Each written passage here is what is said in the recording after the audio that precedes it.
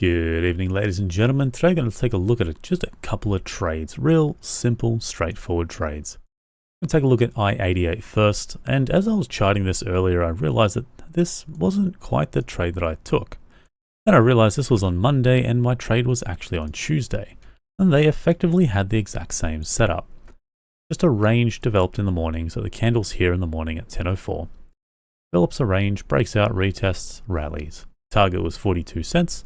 They managed to get there and surpass it by an extra couple of cents, which was a little bit unexpected given the range and the volumes that were there. But a happy surprise nonetheless. Did manage to scale out all the way through to 42.5. So that was just a really straightforward range break. You guys hear me talk about range breaks all the time. Now the targeting is a little bit awkward. Obviously, taking profit is arguably one of the harder things to do, setting take profit targets, especially when you're in this kind of blue sky territory.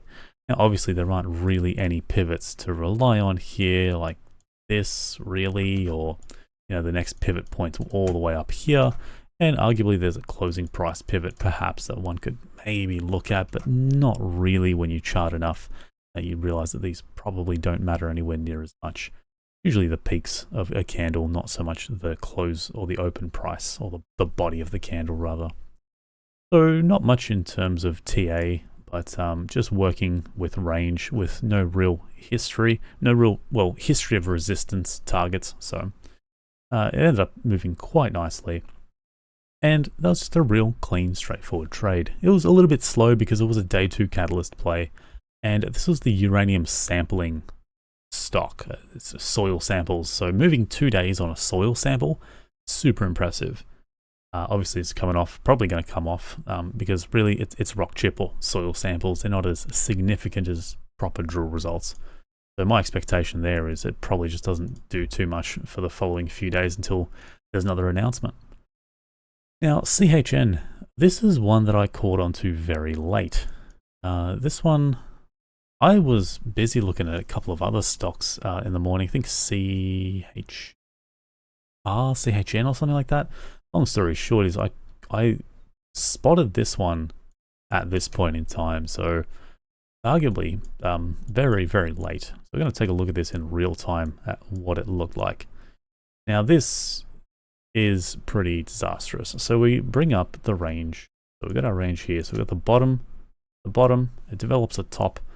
Arguably, it does break after the first candle, but you know what? That would have been a fake out anyway.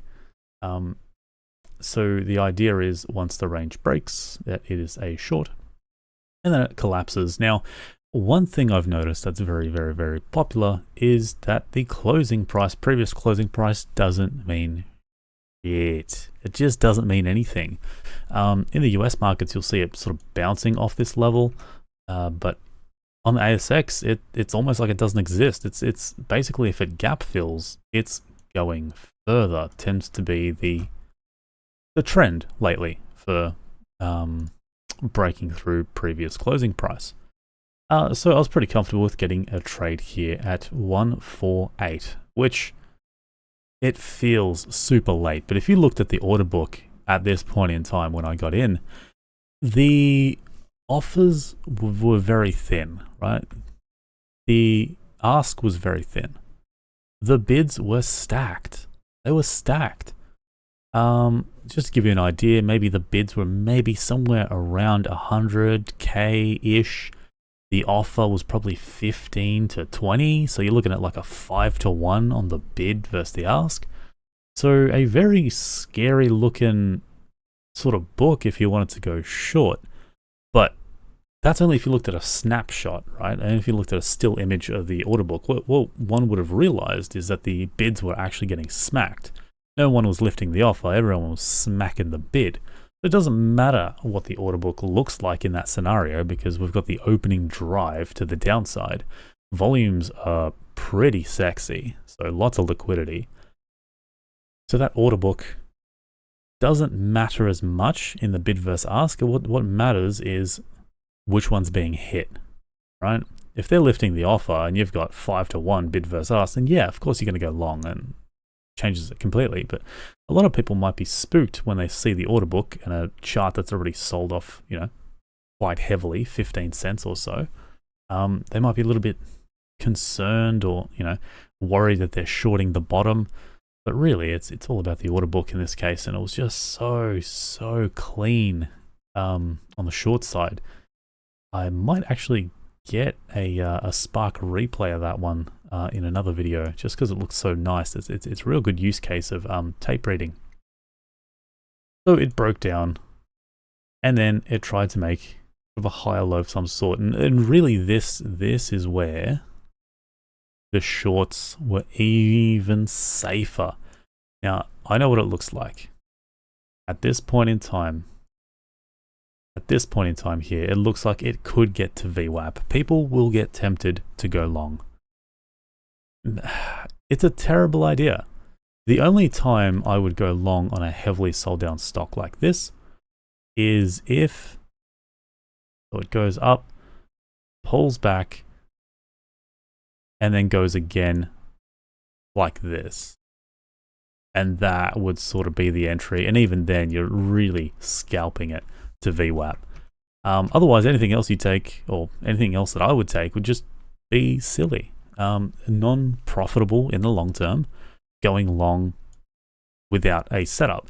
Now, like this, this to here is a profitable long-term trade, as in the longer you do it, it's very likely to be profitable. Depends on how you execute, of course. I'm not going to tell you that's, you know, a guaranteed money or anything like that, but that's just one thing worth considering, is how to trade something like this as it looks like it's coming to VWAP.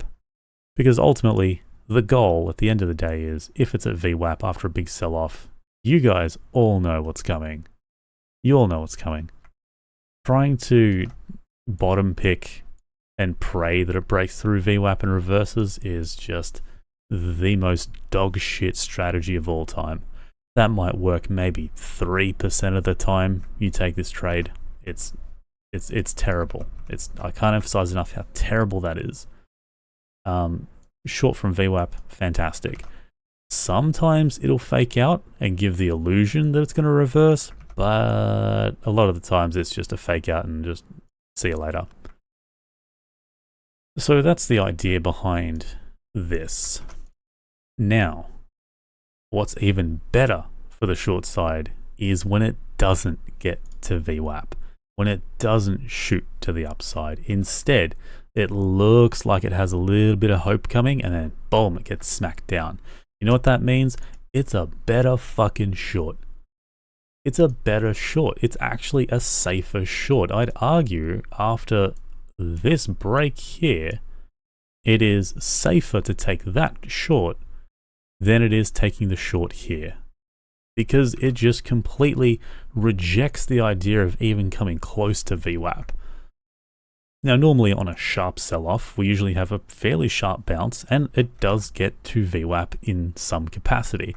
But when it does a dead cat bounce this poorly, and it performs that poorly, and it creates another break to the downside, short.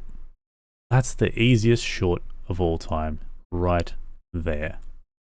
And then what you end up having is this sloping effect, where it looks like that. And how often have you guys seen this slope pattern, right? This right here, where it looks like this, just a slippery dip. You guys have seen it. I'm sure you guys have seen this 1,000 times before. What happens on this setup? I'll give you 2 seconds to think about it. Come on, guys. This is straightforward. What happens on this setup? No, it doesn't get to VWAP. Come on. It breaks down further. It's a dump. It's not really a dump consolidate dump. It's sort of, I guess at this point in time, it looks more consolidate-ish, but it's still not the cleanest, because it's not bottoming out perfectly or cleanly. But this is as close to a dump consolidate dump setup you can get, and then it just collapses even further. So it's an absolutely stellar trade. And you can see even from this point in time, where it broke down here, so I did a break and retest, you can see just how substantial this trade is. Yes, it takes a while. Yes, it takes a while. You're not going to get that absolute tank to the downside. It is a little bit of a boring trade because it's gone sideways, but it's still an extremely profitable trade. So I just thought I'd talk through Chalice and just the significance of a couple of minor aspects of the trade, things that might seem a little bit subtle, things like this dead cat bounce that fails to get to VWAP after a sharp trajectory. Keep in mind, the sharper the move down, the sharper the move usually to VWAP is, but in this case, this was just beautiful. This was absolutely perfect for shorting, and I think a lot of people, a lot of day traders do not respect or appreciate the lack of VWAP and the significance of the lack of getting to VWAP. This is absolutely a signal for me to short. Once it breaks down, I want just to clarify, just when it goes up, once it breaks down, that is, I don't short here, I short the retest of this breakdown. So for me, that is like as close to A+ as it gets. And yeah, I thought it was just a really clean, beautiful trade. I thought I'd talk through the thought process behind CHN, because this happens often enough, and I don't think people respect the setup when it looks like this, because they get to this point in time, or even really maybe this point in time, anywhere inside this box, they go, oh, it's already sold off 20%. Why would I short a stock that's already 20%? It's going to rally. No.